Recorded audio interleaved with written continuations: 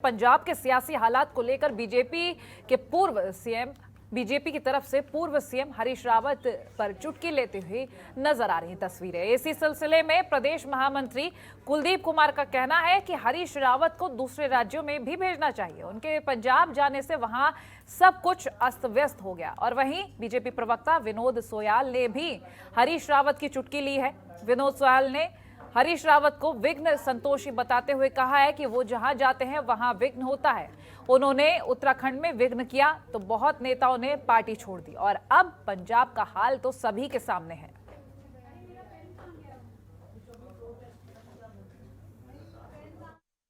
Social media team द्वारा उस पर उजाड़ बल्द वाली बात पहले भी आई और अब उसे क्योंकि जहां जहां वो गए हैं तो निश्चित रूप से वहां सभी राजनीतिक दलों के कार्यकर्ताओं ने, उनके खासतौर से उनके दल के कार्यकर्ताओं ने, सबने जो है तो अपना अनुशासनहीनता की जो पराकाष्ठा थी वो देखने को मिली।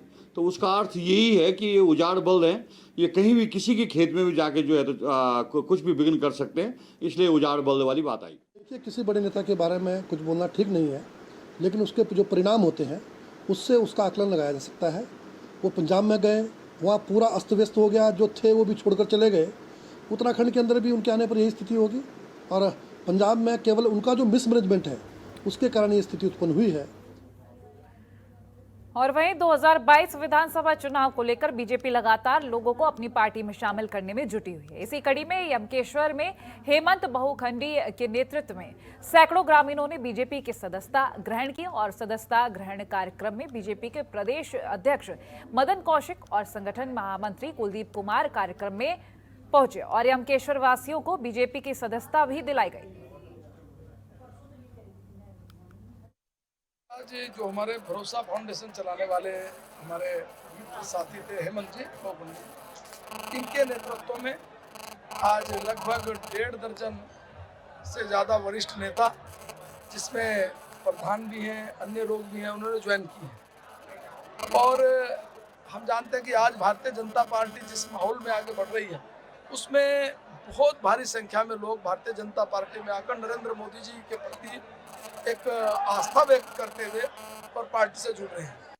भरोसा के फाउंडेशन का संस्थापक होने के नाते मैं अपने क्षेत्र यमकेश्वर में कई साल से निरंतर सेवा कर रहा था, तो उनके क्षेत्र निवासियों ने मेरे से कहा कि भाई आप बीजेपी ज्वाइन करो और बीजेपी के माध्यम से और ज़्यादा आपको सहयोग करेंगे, हम लोग आपके साथ जुड़ जाएंगे। तो आप उसका, इसलिए ये सारे क्षेत्र के लोग मेरे साथ आए, दिल से आए हैं कि भाई आप बीजेपी ज्वाइन किए, हम भी आपके साथ करेंगे। तो सभी क्षेत्रवासियों ने मेरे साथ ज्वाइन किया है। और वहीं विधानसभा चुनाव की तैयारियों में जुटी कांग्रेस ने अपने वरिष्ठ नेताओं को गांव-गांव पहुंचाने की कवायद शुरू कर दी है। सभी नेताओं के लिए 3 दिन गांव में बिताने और रात्रि प्रवास का कार्यक्रम बनाया गया है। कांग्रेस नेताओं के रात्रि प्रवास कार्यक्रम के जरिए वरिष्ठ नेताओं का आम जनता से सीधा जुड़ाव होगा। इसके साथ ही स्थानीय नेताओं की गतिविधियों को लेकर भी फीडबैक मिलेगा और इतना ही नहीं, स्थानीय लोगों के साथ बातचीत से उनकी समस्याएं सामने आएंगी, जिसे पार्टी के मैनिफेस्टो में आम आदमी से जोड़ते हुए देखा जाएगा। 3 दिनों के कार्यक्रम में पहले दिन कार्यकर्ता होंगे जो गांव पहुंचेंगे और रात्रि प्रवास पर रहेंगे, जिसके बाद दूसरे दिन कार्यकर्ताओं के साथ मिलकर गांधी जयंती का जश्न मनाया जाएगा। वर्तमान राजनीति में महात्मा गांधी के महत्व के बारे में भी बताया जाएगा। इस दिन कार्यकर्ताओं के साथ मिलकर श्रमदान भी किया जाएगा। दूसरे दिन कांग्रेस जनों के साथ सामूहिक भोजन, स्वतंत्रता सेनानी परिवार, उत्तराखंड राज्य आंदोलनकारियों, शिक्षकों और कर्मचारियों के साथ बैठक होगी। इसी दिन गांव की महिलाओं के साथ चौपाल का आयोजन किया जाएगा। तीसरे दिन गांव में प्रभात फेरी का आयोजन किया जाएगा, जिसमें कांग्रेस समर्थकों की ओर से झंडों, पैम्पलेट और स्टिकर का वितरण और गांव के युवाओं के साथ युवा चौपाल का आयोजन होगा। पार्टी ने गांधी जयंती के उपलक्ष्य पर गांव-गांव में कांग्रेस हर घर में कांग्रेस पहुंचने का प्रयास कर रही है। मैं समझता हूँ एक बड़ा क्रांतिकारी बदलाव इससे प्रदेश में आएगा, क्योंकि आम आदमी के मन की बात को जानने का प्रयास कांग्रेस पार्टी ने शुरू किया है। और रुद्रप्रयाग में आगामी विधानसभा चुनाव को देखते हुए कांग्रेस ने भी गांव-गांव में डेरा डालना शुरू कर दिया है और इसकी शुरुआत गांधी जयंती से की जा रही है। जिले में कांग्रेस कार्यकर्ताओं की ओर से महात्मा गांधी जी के विचारों को जनता के सामने रखा जाएगा और उन्हें कांग्रेस के प्रति प्रेरित किया जाएगा। कांग्रेस कार्यकर्ताओं की ओर से ग्रामीण क्षेत्रों में 3 दिनों तक कार्यक्रम आयोजित किए जाएंगे। आपको बता दें कि 1 अक्टूबर से कांग्रेस पूरे प्रदेश में 3 दिवसीय कार्यक्रम करने जा रही है, जहां सरकार की नाकामियों को जनता के सामने रखा जाएगा। इसी के साथ जनता की समस्याओं को भी सुना जाएगा। द्वारा अभी जो हमारे माननीय प्रभारी देवेंद्र यादव जी हैं उत्तराखंड के, उन्होंने एक सोच जागृत की है कि वो हर उत्तराखंड में 670 न्याय पंचायत में, हर न्याय पंचायत में एक गांव में गांधी जयंती के अवसर पर कार्यक्रम किए जाएंगे। रुद्रप्रयाग में 13 न्याय पंचायतों में हर न्याय पंचायत में कार्यक्रम किए जाएंगे एक एक गांव में। तो उसमें सबकी ड्यूटी लगा दी गई है। उस गांव में रात्रि 1 तारीख को कार्यकर्ता रुकेंगे और 2 तारीख को भी रुकेंगे। रात को लोगों के साथ बैठ के चौपाल लगाएंगे, भजन कीर्तन होगा, महिलाओं के द्वारा गांधी के विचारों को लोगों तक पहुंचाएंगे। और वहीं देहरादून में पिछले कुछ दिनों से शव मिलने का सिलसिला लगातार जारी है। बीते दिन 2 मर्डर केस की गुत्थी को अभी पुलिस सुलझा भी नहीं पाई थी कि देहरादून के एक निजी होटल में युवक का संदिग्ध परिस्थितियों में शव बरामद किया गया। शव आम आदमी पार्टी के पूर्व प्रदेश अध्यक्ष SS कलेर के बेटे सिकंदर का बताया जा रहा है। मिली जानकारी के मुताबिक मृतक ने बुधवार की शाम को होटल में कमरा लिया था। उसके बाद गुरुवार को जब कमरा नहीं खुला तो होटल स्टाफ ने दूसरी चाबी से कमरा खोला तो युवक का शव बरामद हुआ, जिसके बाद पुलिस को सूचना दी गई। सूचना मिलने के बाद मौके पर पहुंची पुलिस की टीम जांच में जुट गई है। आपको बता दें कि अभी कुछ दिन पहले ही SS कलेर ने आम आदमी पार्टी के प्रदेश अध्यक्ष पद से इस्तीफा दिया था।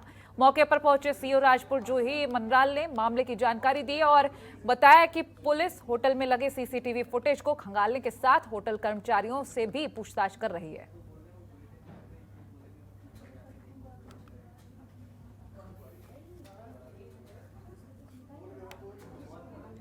उत्तराखंड में एक बार फिर देवस्थानम बोर्ड की कार्य प्रणाली पर सवाल उठ रहे हैं। दरअसल देवस्थानम बोर्ड की ओर से जारी ई-पास की बाध्यता के चलते चारधाम यात्रा पर आने वाले तीर्थ यात्रियों को दर्शनों में काफी ज्यादा परेशानी हो रही है। आपको बता दें कि बद्रीनाथ धाम में स्थानीय गुणानंद कोठियाल ने तीर्थ यात्रियों को हो रही दिक्कतों और जल्द देवस्थानम बोर्ड भंग करने की एक सूत्री मांग को लेकर आत्मदाह की चेतावनी दी है। साथ ही देश के प्रधानमंत्री नरेंद्र मोदी से भी गुहार लगाई है। अगर सरकार ने देवस्थानम बोर्ड को नहीं हटाएगी तो हम आत्मदाह कर लेंगे। हमारे बाप का नाम है बद्रीनाथ। बद्रीनाथ से हमने पाला है। हम 700 पीढ़ी यहाँ बीत गई और हम उसी के पीछे खाते पीते रहे। और प्रश्न ये है कि इनको अभी ज्ञान ही नहीं है कि देवता किसको बोलते हैं और भगवान किसको बोलते हैं। देवता तो देवस्थान क्या हुआ बद्रीनाथ के सामने?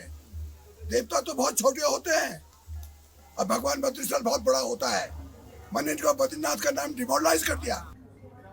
बाजपुर के मंडी समिति सभागार में वैक्सीनेशन को लेकर उपजिलाधिकारी ने कई विभागों के अधिकारियों और जनप्रतिनिधियों के साथ बैठक की। इस दौरान उपजिलाधिकारी ने लोगों को वैक्सीन लगवाने की अपील की है। साथ ही कोरोना वायरस की तीसरी लहर से लोगों को बचाने के लिए केंद्र और प्रदेश सरकार की ओर से वैक्सीनेशन के काम में तेजी लाने के अधिकारियों को निर्देश दिए। इसी के चलते बाजपुर के मंडी समिति के उप सभागार में उपजिलाधिकारी राकेश चंद्र तिवारी ने पुलिस, नगरपालिका, ब्लॉक, शिक्षा समेत विभिन्न विभागों के अधिकारियों के साथ बैठक की। इस दौरान उपजिलाधिकारी राकेश चंद्र तिवारी ने कहा कि वैक्सीन की पहली डोज लगवाने में सभी लोगों ने मिलकर सराहनीय काम किया, लेकिन दूसरी डोज लगवाने के लिए लोग वैक्सीनेशन सेंटर नहीं पहुंच रहे, जिसको लेकर लोगों को जागरूक करने की जरूरत है। इस दौरान उन्होंने लोगों को वैक्सीन की दूसरी डोज लगवाने की अपील की है।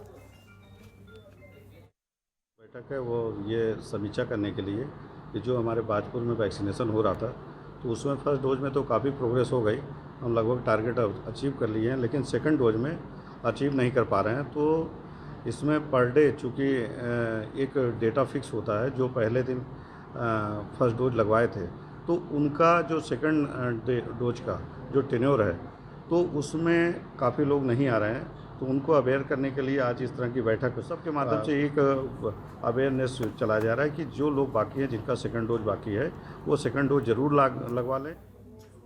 और वही बाजपुर के राजकीय स्नातकोत्तर महाविद्यालय में छात्र छात्राओं ने कॉलेज प्रशासन के खिलाफ नारेबाजी करते हुए धरना प्रदर्शन किया। इस दौरान कॉलेज के छात्रों ने कॉलेज में तालाबंदी भी की। आपको बता दें कि बाजपुर के राजकीय स्नातकोत्तर महाविद्यालय में छात्र छात्राएं छात्र संघ अध्यक्ष मयंक दिवाकर के नेतृत्व में इकट्ठे हुए, जहां छात्रों ने कॉलेज प्रशासन पर प्रवेश के लिए आने वाले छात्रों के पास जाति प्रमाण पत्र न होने पर प्रवेश न दिए जाने का आरोप लगाया। इस दौरान छात्रों ने कॉलेज में तालाबंदी करते हुए धरना प्रदर्शन शुरू कर दिया है, जहां छात्रों ने कॉलेज प्रशासन पर अपनी मनमानी और छात्र छात्राओं के भविष्य के साथ खिलवाड़ करने का आरोप लगाया। इस दौरान छात्र संघ अध्यक्ष मयंक दिवाकर ने कहा कि जाति प्रमाण पत्र के न होने के चलते कई छात्रों का महाविद्यालय में प्रवेश नहीं हो पा रहा है, जिससे छात्रों का भविष्य संकट में है।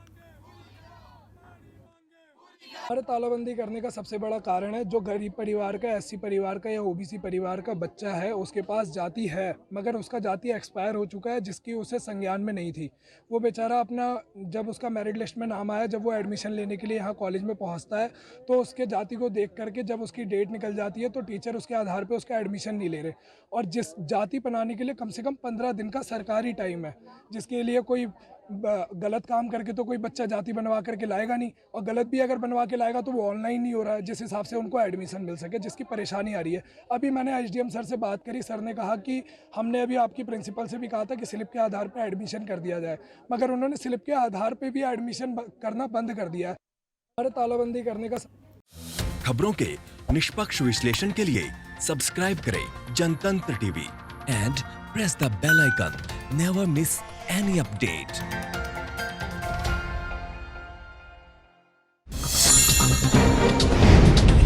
डाउनलोड कीजिए जनतंत्र टीवी ऐप को, जो कि अवेलेबल है गूगल प्ले और ऐप स्टोर पर। अधिक जानकारी के लिए अभी डाउनलोड करें।